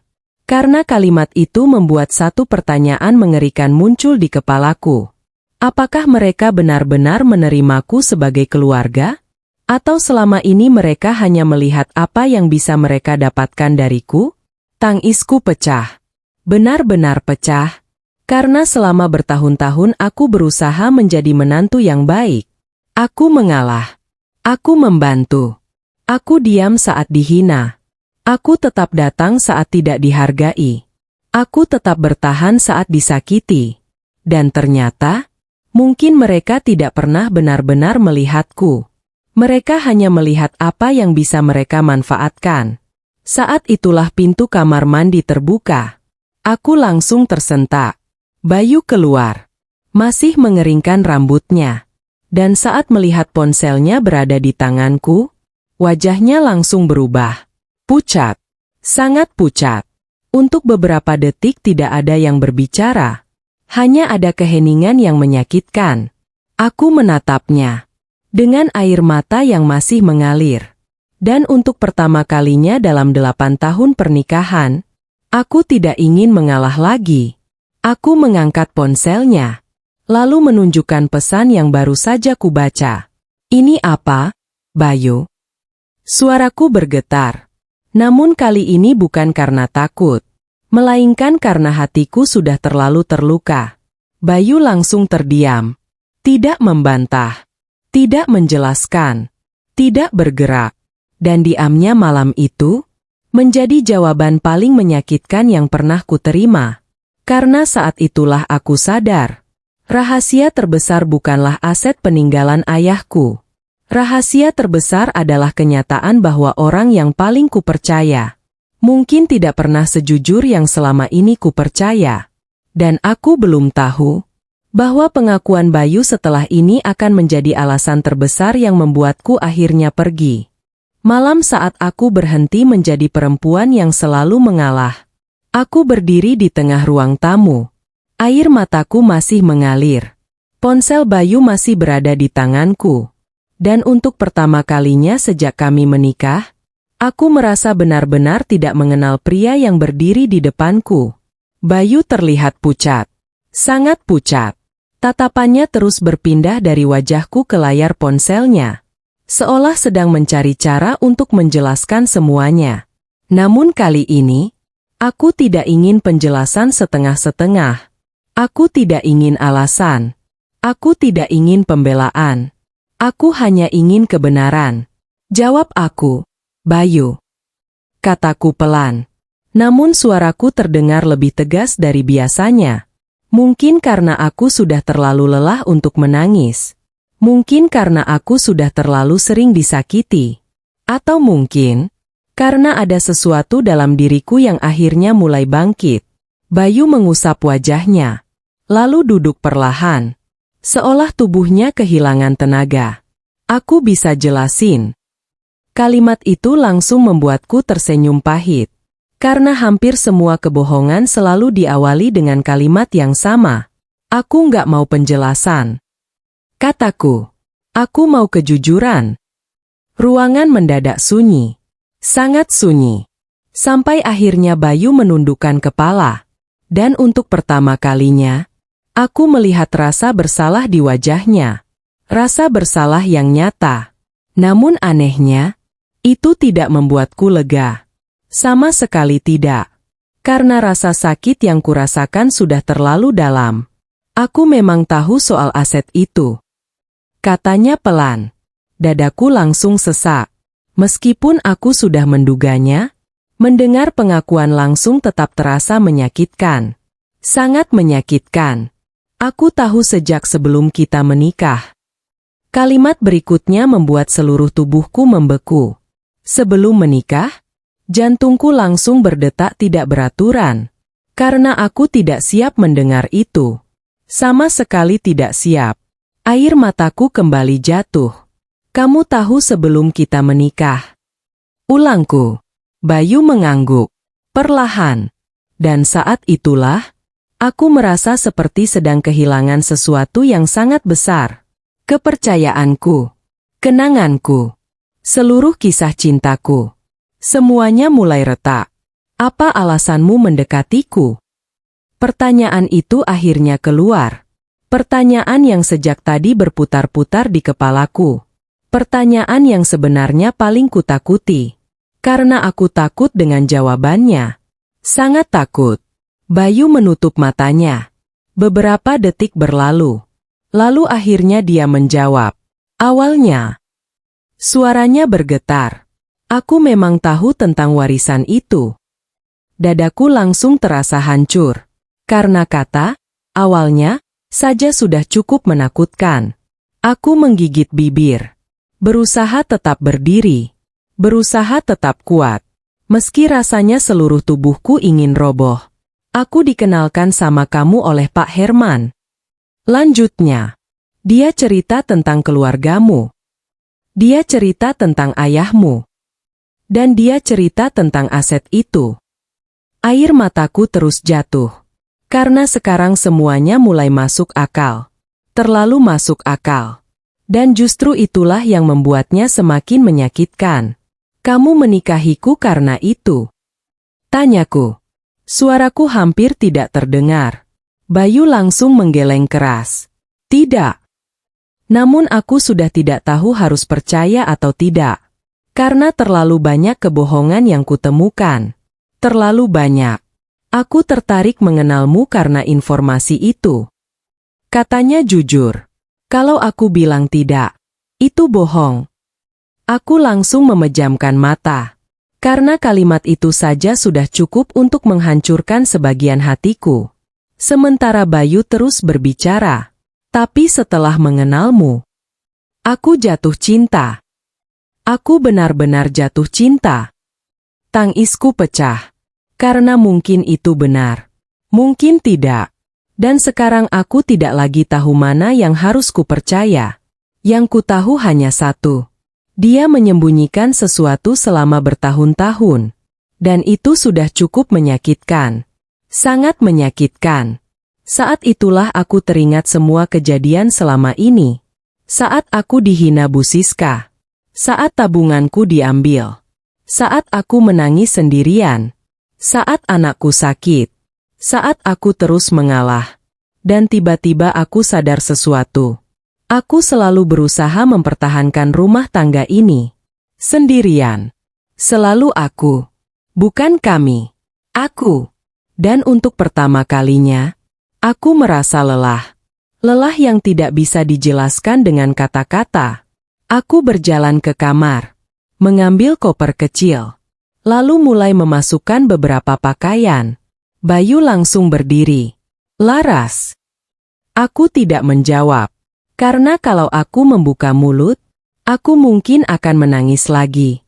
Dan aku sudah terlalu sering menangis. Cuma beberapa hari. Kataku akhirnya. Aku butuh waktu. Bayu langsung memegang tanganku. Namun kali ini, Aku melepaskannya. Perlahan. Tanpa marah. Tanpa berteriak. Tapi juga tanpa ragu. Karena untuk pertama kalinya, aku memilih diriku sendiri. Aku memilih kewarasanku. Aku memilih harga diriku. Aku memilih berhenti mengalah. Saat aku membawa koper keluar rumah, Nisa yang baru bangun memanggilku. Mama. Air mataku langsung jatuh. Aku memeluknya erat. Sangat erat. Lalu berjanji bahwa aku akan kembali menjemputnya setelah semuanya tenang. Dan malam itu, aku melangkah keluar dari rumah yang selama ini kuanggap tempat paling aman. Namun aku tidak tahu. Kepergianku malam itu akan menjadi awal dari penyesalan terbesar dalam hidup Bayu dan keluarganya. Karena untuk pertama kalinya, mereka akan merasakan bagaimana rasanya kehilangan seseorang yang selama ini selalu mereka anggap akan terus bertahan. Setelah aku pergi, mereka baru menyadari nilaiku. Malam itu aku pergi. Tanpa teriakan. Tanpa pertengkaran besar. Tanpa drama seperti yang sering terlihat di sinetron. Aku hanya membawa koper kecil. Beberapa pakaian. Dokumen penting. Dan hati yang sudah terlalu lelah. Saat mobil yang kupesan mulai menjauh dari rumah, aku menoleh ke belakang. Rumah yang selama 8 tahun kuanggap sebagai rumahku. Rumah tempat aku tertawa. Rumah tempat aku menangis. Rumah tempat aku belajar menjadi istri. Dan rumah tempat aku kehilangan sebagian diriku sendiri. Air mataku jatuh. Karena pergi ternyata tidak membuat rasa sakit langsung hilang. Tidak. Pergi hanya membuatku berhenti menerima luka baru. Aku menginap di rumah sahabatku. Wulan. Satu-satunya orang yang selama ini selalu mendengarkanku tanpa menghakimi. Saat melihatku datang membawa koper, dia langsung memelukku. Tidak banyak bertanya. Tidak memaksaku bercerita. Hanya memelukku. Dan entah kenapa, pelukan itu membuatku menangis lebih keras daripada sebelumnya. Karena untuk pertama kalinya setelah sekian lama, ada seseorang yang benar-benar melihat rasa sakitku. Bukan menyuruhku mengalah. Bukan menyuruhku sabar. Tapi benar-benar melihatku. Hari-hari berikutnya terasa aneh. Sangat aneh. Karena untuk pertama kalinya dalam bertahun-tahun, aku tidak bangun untuk menyiapkan sarapan Bayu. Tidak mencuci pakaiannya. Tidak membereskan barang-barangnya. Tidak menunggu kepulangannya. Dan meski terasa sepi, ada bagian kecil dalam diriku yang mulai bernapas lagi. Bagian yang selama ini terkubur oleh kewajiban dan pengorbanan. Sementara itu, Bayu mulai menghubungiku. Hari pertama, 15 panggilan tak terjawab. Puluhan pesan. Aku tidak membalas. Bukan karena benci. Tapi karena aku belum siap. Belum siap mendengar alasan. Belum siap mendengar janji. Belum siap kembali menjadi perempuan yang selalu luluh. Hari kedua. Pesan-pesannya semakin panjang. Aku minta maaf.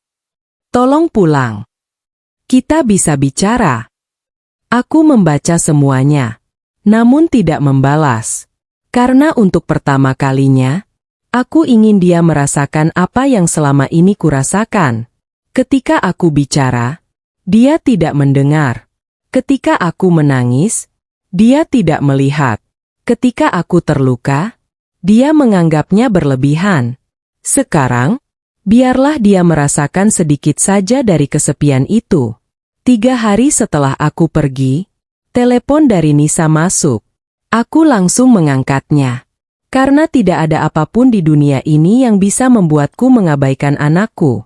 Mama. Suara kecil itu langsung membuat mataku basah. Iya sayang. Nisa kangen. Tangisku langsung pecah. Karena tidak ada yang lebih menyakitkan daripada jauh dari anak sendiri. Tidak ada. Aku menenangkan Nisa. Mengajaknya video call. Mengobrol lama.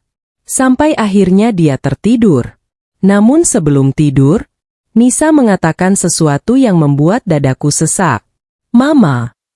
Iya sayang. Papa sering nangis. Aku langsung terdiam. Benar-benar terdiam. Karena selama 8 tahun menikah, aku hampir tidak pernah melihat Bayu menangis.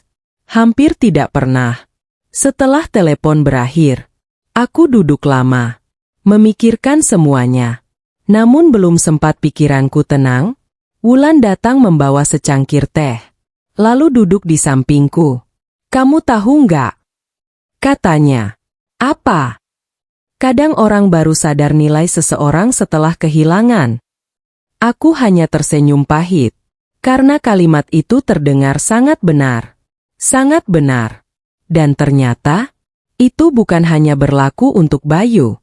Karena beberapa hari kemudian, Bu Siska mulai menghubungiku. Untuk pertama kalinya. Bukan untuk mengkritik, bukan untuk menyalahkan, melainkan untuk memintaku pulang.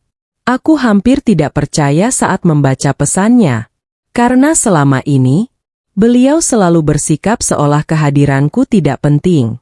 Namun sekarang, pesannya penuh permohonan, penuh penyesalan, dan yang membuatku semakin terkejut. Reni juga menghubungiku. Adik iparku itu menangis di telepon, mengakui bahwa selama ini dia terlalu egois. Mengakui bahwa uang tabunganku seharusnya tidak diambil. Mengakui bahwa dia ikut menikmati pengorbananku tanpa pernah memikirkannya. Aku terdiam lama. Karena jujur saja, aku tidak pernah membayangkan akan mendengar pengakuan seperti itu. Tidak pernah. Namun yang paling mengejutkan terjadi seminggu setelah aku pergi. Saat Kevin meneleponku. Suaranya terdengar serius. Sangat serius. "Laras." "Iya. Ada sesuatu yang harus kamu tahu." Dadaku langsung berdebar. Karena setiap kali Kevin berbicara seperti itu, selalu ada rahasia baru yang muncul. Dan firasatku kali ini tidak berbeda. "Apa?" Beberapa detik hening. Lalu Kevin berkata, "Bayu baru saja menolak sesuatu yang nilainya sangat besar." Aku langsung mengernyit. Apa maksudnya? Dan jawaban Kevin membuatku membeku. Karena ternyata, untuk pertama kalinya dalam hidupnya, Bayu memilih kehilangan uang daripada kehilangan aku. Namun aku belum tahu, apakah itu sudah terlambat. Kalimat Nisa itu membuat semua orang menangis. Sudah hampir 2 minggu sejak aku meninggalkan rumah. 2 minggu yang terasa sangat panjang. Namun untuk pertama kalinya setelah bertahun-tahun, aku bisa mendengar pikiranku sendiri. Tidak ada suara yang menyuruhku mengalah. Tidak ada kritik. Tidak ada hinaan. Tidak ada tuntutan untuk selalu memahami orang lain. Hanya aku. Dan keheningan yang selama ini tidak pernah kumiliki. Meski begitu, bukan berarti aku bahagia. Karena jauh di dalam hatiku, ada seseorang yang selalu kurindukan. Nisa. Setiap malam aku menunggu teleponnya. Setiap pagi aku melihat foto-fotonya. Dan setiap kali melihat senyumnya, dadaku selalu terasa sesak. Karena tidak ada keputusan yang mudah bagi seorang ibu. Tidak ada. Sementara itu, keadaan di rumah Bayu ternyata semakin berubah. Dan perubahan itu datang dari orang yang paling tidak pernah kuduga. Bu Siska. Suatu sore ponselku berdering. Nama beliau muncul di layar. Aku sempat ragu mengangkatnya. Sangat ragu. Namun akhirnya kuangkat juga. "Halo, Bu." Beberapa detik tidak ada jawaban. Hanya suara napas yang terdengar dari seberang. Sampai akhirnya Bu Siska berbicara. Dan untuk pertama kalinya, aku mendengar suara yang tidak pernah kudengar sebelumnya. Suara seorang ibu yang sedang menyesal. "Laras." Suaranya bergetar. "Aku minta maaf." Aku langsung membeku. Karena selama mengenalnya, aku tidak pernah mendengar kalimat itu keluar dari mulutnya. Tidak pernah. "Aku terlalu keras sama kamu." Tanganku mulai gemetar. Namun aku tetap diam. Membiarkannya berbicara. Membiarkannya mengeluarkan semua yang selama ini dipendam. Aku selalu merasa Bayu adalah anakku. Aku selalu takut kehilangan dia. Dan tanpa sadar, aku malah menyakiti orang yang paling mencintainya. Air mataku mulai menggenang.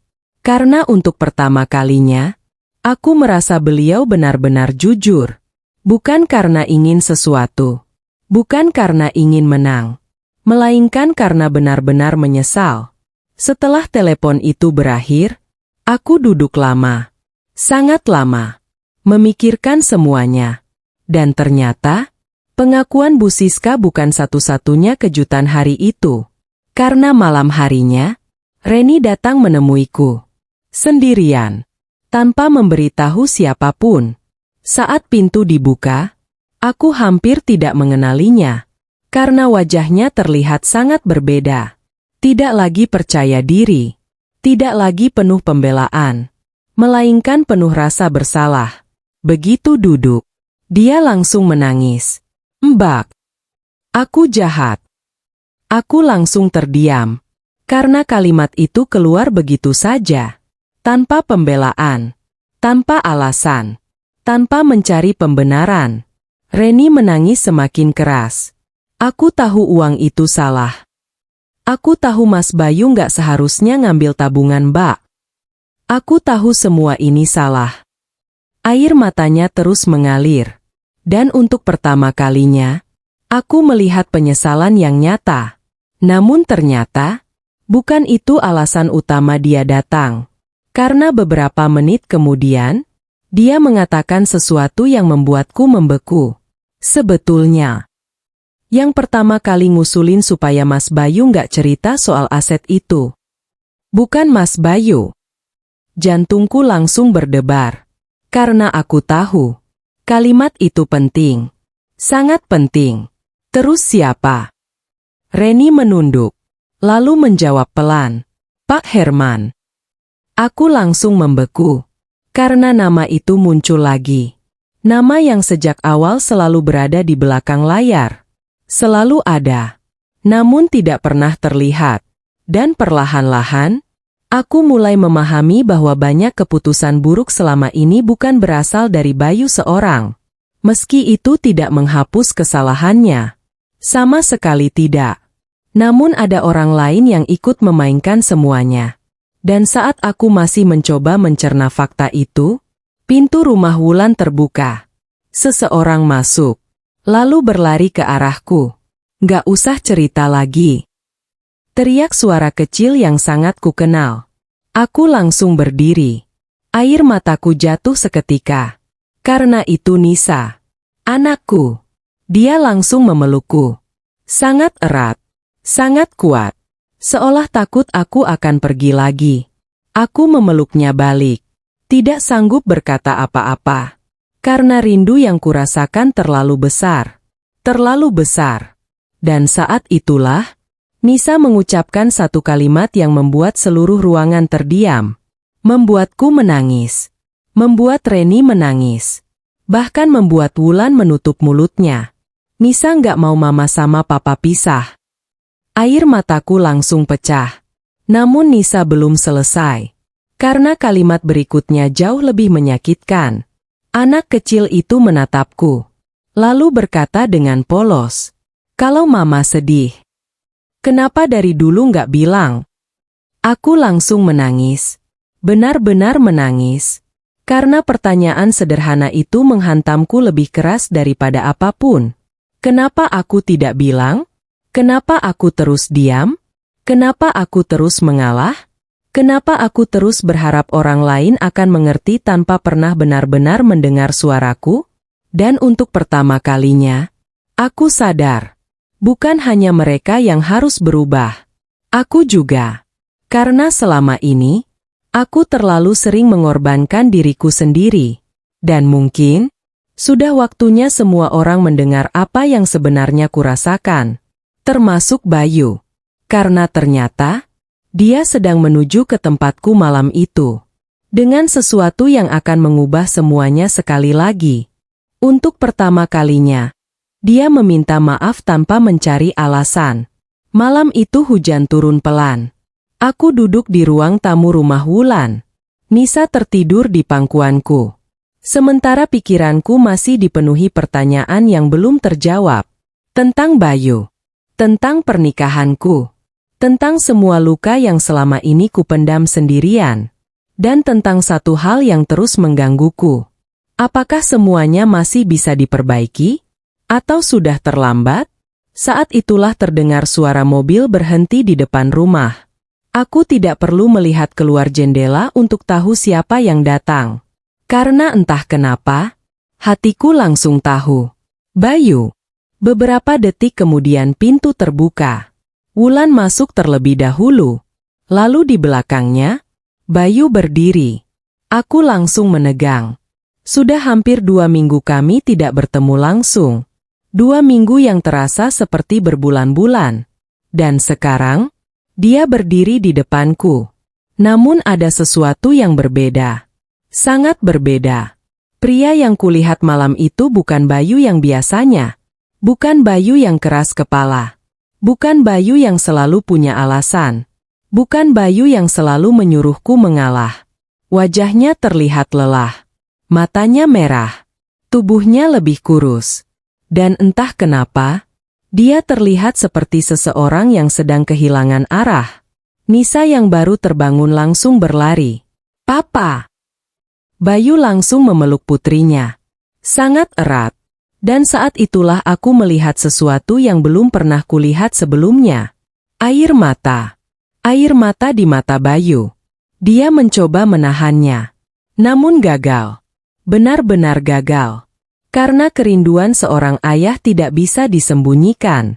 Setelah beberapa menit, Nisa diajak Wulan bermain ke dalam kamar. Meninggalkan aku dan Bayu berdua. Suasana langsung menjadi canggung. Sangat canggung. Karena ada terlalu banyak hal yang belum selesai. Terlalu banyak luka. Terlalu banyak kata yang belum diucapkan. Bayu berdiri cukup lama. Lalu akhirnya duduk di hadapanku. Tidak terlalu dekat, namun tidak terlalu jauh. Dan beberapa detik berikutnya, tidak ada yang berbicara. Hanya suara hujan yang terdengar dari luar. Sampai akhirnya Bayu membuka mulut. "Aku nggak datang buat minta kamu pulang." Aku langsung menatapnya. Karena kalimat itu tidak seperti yang kuduga. Sama sekali tidak. Biasanya dia akan membujuk. Biasanya dia akan meminta. Namun kali ini tidak. Aku datang buat minta maaf. Dadaku langsung bergetar. Karena nada suaranya berbeda. Sangat berbeda. Tidak ada pembelaan. Tidak ada alasan. Tidak ada upaya menyalahkan keadaan. Hanya penyesalan. Murni penyesalan. "Aku salah." Katanya pelan. Sangat pelan. Namun setiap katanya terasa jelas. "Aku salah waktu diam saat mama menyakitimu." Air mataku mulai menggenang. "Aku salah waktu ngambil tabunganmu." Bayu menunduk. Dan suaranya mulai bergetar. "Aku salah karena menyimpan rahasia selama bertahun-tahun." Aku menggigit bibir. Karena selama ini, itulah yang paling ingin ku dengar. Bukan alasan. Bukan pembenaran. Hanya pengakuan. Namun Bayu belum selesai. Karena beberapa detik kemudian, dia mengatakan sesuatu yang membuatku membeku. "Aku juga salah karena membiarkan kamu merasa sendirian." Air mataku langsung jatuh. Karena kalimat itu tepat mengenai bagian hatiku yang paling sakit. Bagian yang selama ini tidak pernah dilihat siapapun. Selama bertahun-tahun aku hidup bersama banyak orang. Namun tetap merasa sendirian. Dan sekarang, akhirnya ada seseorang yang mengakuinya. Bayu mengusap wajahnya. Lalu berkata lagi, "Kamu tahu nggak apa yang paling bikin aku takut setelah kamu pergi?" Aku tidak menjawab. Bayu tersenyum pahit. "Bukan kehilangan rumah. Bukan kehilangan uang. Bukan kehilangan semua yang kita punya." Dia menatapku. Lama sekali. Lalu melanjutkan. "Aku takut kehilangan kesempatan memperbaiki kesalahanku." Tangisku pecah. Karena untuk pertama kalinya, aku percaya dia jujur. Benar-benar jujur. Namun kejujuran itu datang setelah luka yang sangat panjang. Dan aku tidak bisa berpura-pura semuanya baik-baik saja. Tidak bisa. Aku capek, Bayu. Akhirnya aku berkata. Suaraku bergetar. Sangat bergetar. Aku capek selalu jadi orang yang harus mengerti. Aku capek selalu jadi orang yang harus mengalah. Aku capek menangis sendirian. Tangisku semakin keras. Dan untuk pertama kalinya, aku mengeluarkan semua yang selama ini kusimpan. Semua. Tanpa sisa. Bayu hanya mendengarkan. Tidak menyela. Tidak membantah. Tidak membela diri. Dia hanya mendengarkan. Dan mungkin, itulah yang seharusnya dia lakukan sejak dulu. Saat aku selesai bicara, suasana kembali hening. Namun kali ini berbeda. Karena untuk pertama kalinya, aku merasa didengar. Benar-benar didengar. Bayu kemudian mengeluarkan sebuah map dari tasnya. Lalu meletakkannya di meja. Apa itu? Tanyaku. Bayu mendorong map itu ke arahku. Aku membukanya perlahan. Dan saat melihat isinya, aku langsung terdiam. Karena semua dokumen yang berkaitan dengan aset peninggalan ayahku ada di sana. Lengkap. Beserta surat pernyataan. Surat yang menyatakan bahwa Bayu tidak memiliki hak apapun atas semua itu. Dan yang membuatku semakin terkejut. Semuanya sudah ditandatangani. Aku nggak mau apa-apa. Kata Bayu. Aku cuma mau kamu tahu. Kalau kali ini aku memilih kamu, bukan apa yang kamu miliki. Air mataku kembali jatuh. Karena setelah semua yang terjadi, akhirnya aku melihat sesuatu yang selama ini hilang. Ketulusan. Namun meski hatiku mulai luluh, aku masih harus membuat satu keputusan besar. Keputusan yang akan menentukan masa depan kami. Dan keputusan itu akan menjadi jawaban terakhir dari semua luka yang sudah kami lalui. Aku pergi sebagai perempuan yang hancur, dan kembali sebagai diriku sendiri. Aku menatap dokumen yang tergeletak di atas meja. Tanganku perlahan menyentuh lembar demi lembar kertas itu. Semua dokumen aset peninggalan ayahku ada di sana. Lengkap. Tidak ada yang disembunyikan. Tidak ada yang ditahan. Dan yang paling penting, semuanya sudah dikembalikan kepadaku. Aku mengangkat kepala. Menatap Bayu. Pria yang selama ini kucintai. Pria yang juga menjadi sumber luka terdalam dalam hidupku. Dan saat itu aku sadar. Aku berada di persimpangan. Aku bisa memilih pergi selamanya. Atau memilih bertahan. Namun apapun keputusanku, aku tidak ingin lagi menjadi Laras yang dulu. Laras yang selalu diam. Laras yang selalu mengalah. Laras yang selalu mengorbankan dirinya sendiri. Tidak lagi. Air mataku jatuh perlahan. Namun kali ini berbeda. Bukan air mata karena merasa lemah. Melainkan air mata karena akhirnya aku menemukan keberanianku sendiri. Bayu masih duduk di depanku. Tidak memaksa. Tidak membujuk. Tidak menuntut jawaban. Dan justru sikap itulah yang membuatku tahu bahwa dia benar-benar berubah. Untuk pertama kalinya, dia menghargai keputusanku. Menghargai perasaanku. Menghargai diriku. Hal yang selama ini jarang kulihat. Aku nggak bisa kembali seperti dulu. Kataku pelan. Bayu langsung mengangguk. Matanya berkaca-kaca. Aku tahu. Aku menarik napas panjang. Lalu melanjutkan. Kalau aku kembali, aku nggak akan kembali sebagai perempuan yang selalu mengalah. Bayu kembali mengangguk. Dan kali ini air matanya jatuh. Karena mungkin dia akhirnya memahami apa yang selama ini hilang. Rasa hormat. Bukan cinta. Karena cinta tanpa rasa hormat tidak akan bertahan lama. Dan selama bertahun-tahun, aku terlalu sering dicintai tanpa benar-benar dihargai. Malam itu tidak ada pelukan. Tidak ada adegan dramatis. Tidak ada janji berlebihan. Hanya dua orang yang akhirnya jujur. Dua orang yang akhirnya memahami kesalahannya. Dan kadang, itu jauh lebih berarti. Sebulan kemudian, aku memutuskan pulang. Bukan karena tekanan, bukan karena kasihan, bukan karena takut sendirian, melainkan karena aku melihat usaha nyata. Usaha yang dilakukan setiap hari, bukan hanya lewat kata-kata, tapi lewat tindakan. Bayu mulai berubah. Dia mulai belajar mendengarkan, belajar menghargai, belajar membela keluarganya, dan yang paling penting, belajar memperlakukan istrinya sebagai pasangan, bukan seseorang yang harus terus berkorban. Sementara itu, Bu Siska juga menghadapi konsekuensinya sendiri.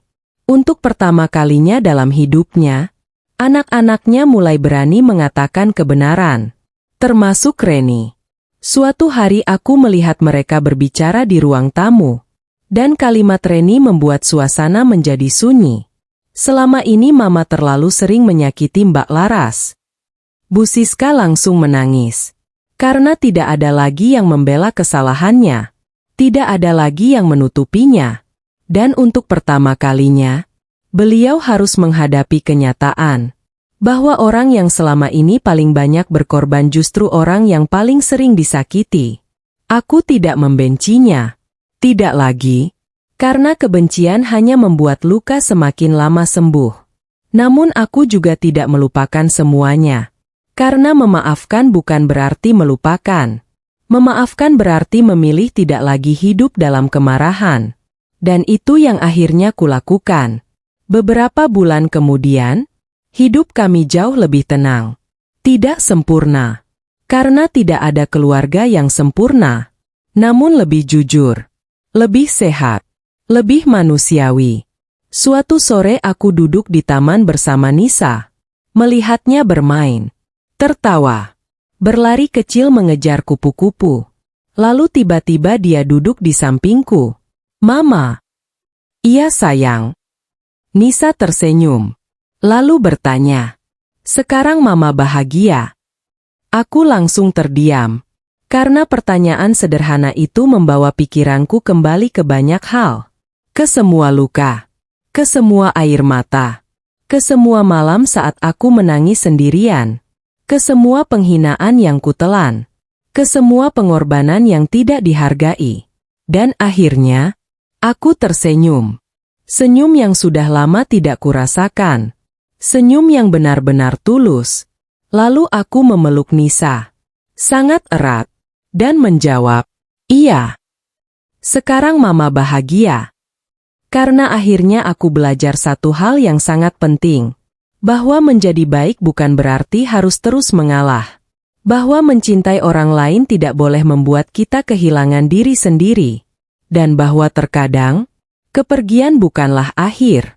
Kepergian adalah cara hidup mengajarkan kita untuk menemukan kembali siapa diri kita sebenarnya. Aku pergi sebagai perempuan yang hancur. Namun aku kembali sebagai perempuan yang mengenal nilai dirinya. Dan sejak hari itu, tidak ada lagi yang melihatku dengan cara yang sama. Karena akhirnya, aku juga berhenti melihat diriku sebagai seseorang yang harus selalu berkorban.